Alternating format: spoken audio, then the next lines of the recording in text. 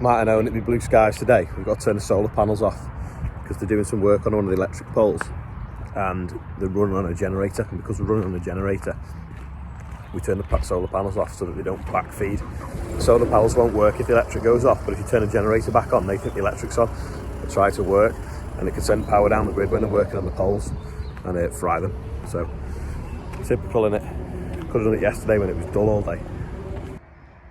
That's a proper generator, that, isn't it? It's huge. Apparently, so when the electric goes off, that'll fire up automatically and run down them cables all the way to our substation. We had to build this little substation when we did the solar panels, and we upgraded the supply. It's a little substation down there, and then no, actually it's gone past that. I think they've connected straight to that pole, the wonky H pole. They put that up and one of the poles sunk overnight, so it's wonky. We had to pay for that as well when we did the solar panels. That was about £7 just for the poles and the bits, and then the transformer was even more on top. But at least we can work all day anyway. Gonna go and spray some oilseed rape before red tractor meeting at 10:30. Obviously the power's going off. Luckily we've got this generator because they had to give us it, otherwise we wouldn't have let them on the field to work on the pole.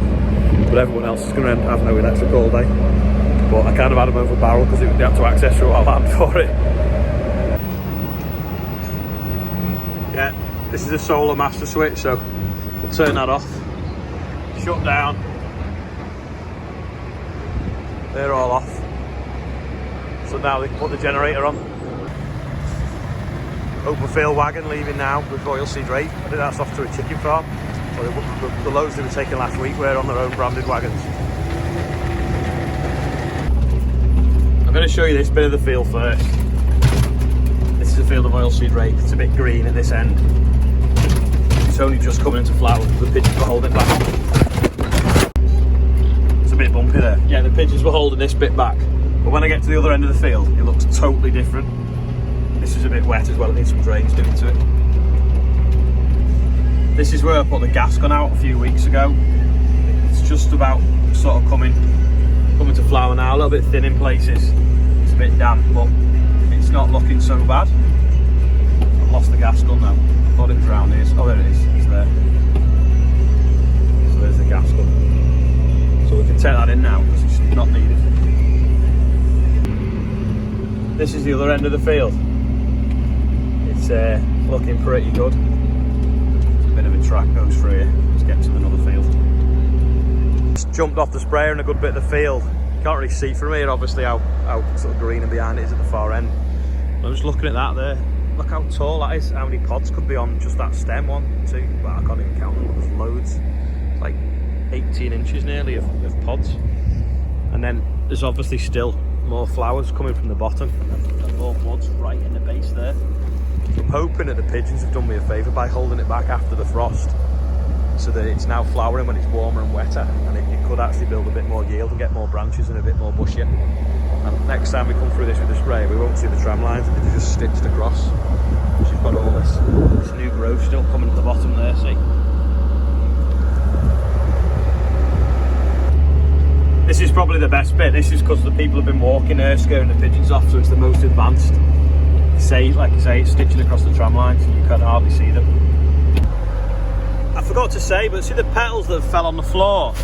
Well, what happens is they land on the plants as well, like so that. And when we get this wet, damp weather that we're getting at the moment, you can get a disease started on the rotten petals.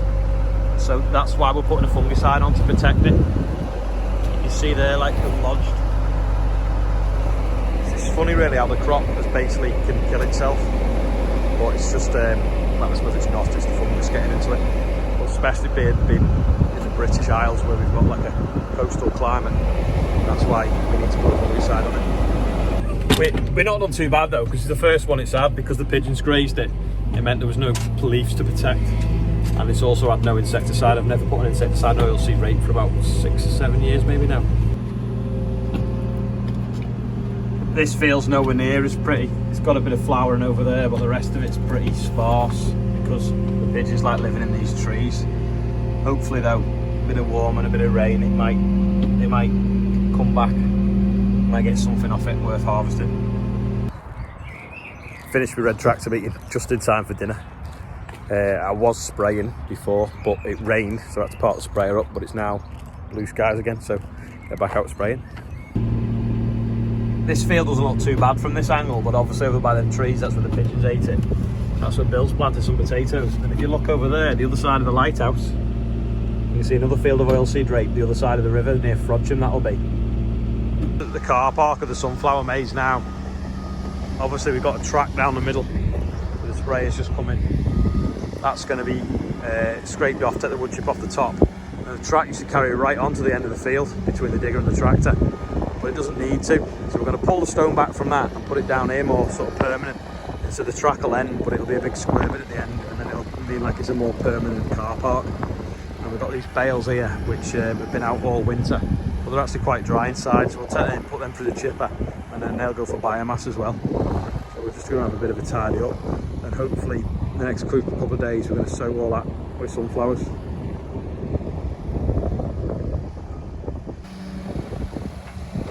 We had a bit of topsoil stored down here, so Richard's screened it the other week as well, so we're just loading that up out of the way, take that back to the yard. It's nice stuff actually. We've got Nick's Hyundai because he's got our cat on the concrete alligator cruncher. Sam's got a 724 loving life. Not got my new dump trailer yet, hopefully next week, according to Laura. Because all the motorhomes look the same, we're putting names on them so we can tell them apart. So this one's called the Voyager. Dad's on the Merlot, hopefully not breaking the windscreen as he lifted me up to do it. But it's just been washed off, ready to go out. That's going out again tomorrow. Right, that's the sky where I'm going spraying. And that's the sky in the yard. Do I risk it? Blue skies, powerful skies. I've just got the sprayer full now. The wind's really got up in like the last 5 minutes, and it looks like it's going to properly rain. They're still messing around with that electric pole. That's why the electric's been off today. We've been on a generator. If you look there, see the flood now on the field. That's because they've obviously got the electric pumps turned off where that's the power supply for. So because we've had like an inch of rain in the last week, it's not took long for basically the header pond, if you will, to overflow the lagoon onto the field. So I hope it doesn't kill them beans. But yeah, it's just started throwing it down. Now it's turned to hailstone. You can see it landing on, you can't see it landing on that, but you can see it. I had a phone call as well today. The new drill has arrived in the dealership. PDIing it, can't speak. PDIing it this week, and it should be with us on Monday morning, hopefully. Or Monday midday. So that's good, something to look forward to. I've parked the sprayer back in the shed. I wanted to go over there where that blue bit is. Can't really see, can it focus? No, not really. But over there anyway, where it looks bright, it's actually a blue sky, and that's where the other farm is. And I've rung Amanda with the sheep. She's there now, and it's raining, so there's no point in setting off over there sorry, I was just trying to set my phone battery was flat. Yeah, there's no point in heading over there because it's rained, so I would hope the spray I put in the tank will be okay tomorrow, and we'll settle out and start blocking nozzles and different things like that.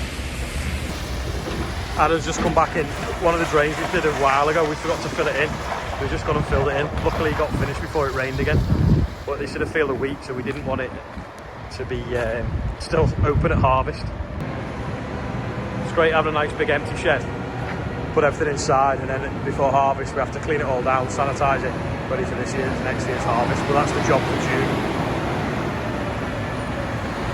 There's the light hack. So that's the crush that came out of that stuff. Anyway, some of it's been screened. Now we've got this like nice sort of single size MOT, recycled MOT. And then the bits that come out of it then you use for backfilling drains. And if you screen it even harder, you could have like a smaller gravel as well. See with my foot.